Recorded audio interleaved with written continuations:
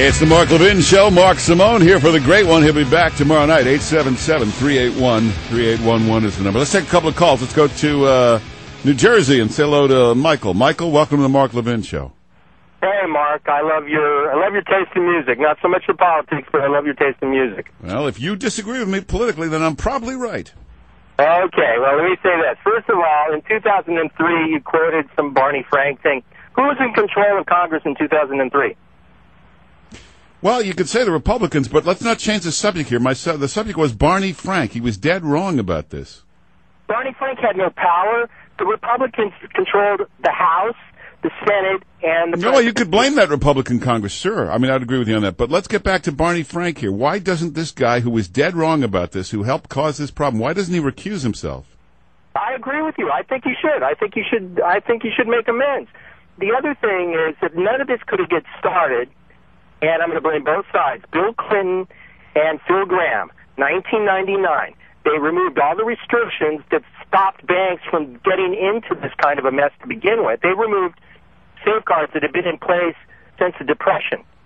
It was a Republican Congress, but it was a Democratic president who signed that bill. Listen, I said before, there's a lot of blame to go around on both sides of the aisle. You had two administrations who removed too many restrictions or didn't put enough regulation on all this. And also, and this you've got to pin more on the Clinton administration, you had this push to give out these minority loans in minority neighborhoods, and those were some of the shakiest loans. Let's take a couple of calls. Let's see. Shane in Michigan has been hanging on forever. Shane, welcome to the Mark Levin Show. How are you, sir? Not bad.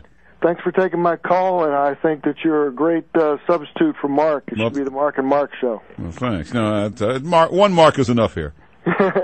Okay, you had a caller earlier that tried to say that they needed to share the blame between the right and the left. Mm-hmm. In reality, back in the two bills, Bush's in 2003 and McCain's in 2005, what the Democrats did is they blocked it from even going to debate.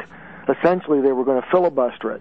You need 60% in order to get through that, and that's what they were blocking.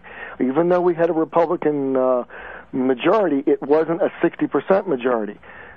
Yeah, no, that's a good point. But also, when McCain tried to regulate Fannie Mae and Freddie Mac, and when the Bush administration tried to do something, when the Treasury Secretary at the time, Snow, tried to do something about Freddie Mac and Fannie Mae, you could argue there was a Republican Congress, but the opposition from the Democrats was so strong and so loud, especially from Barney Frank, that nothing ever got done.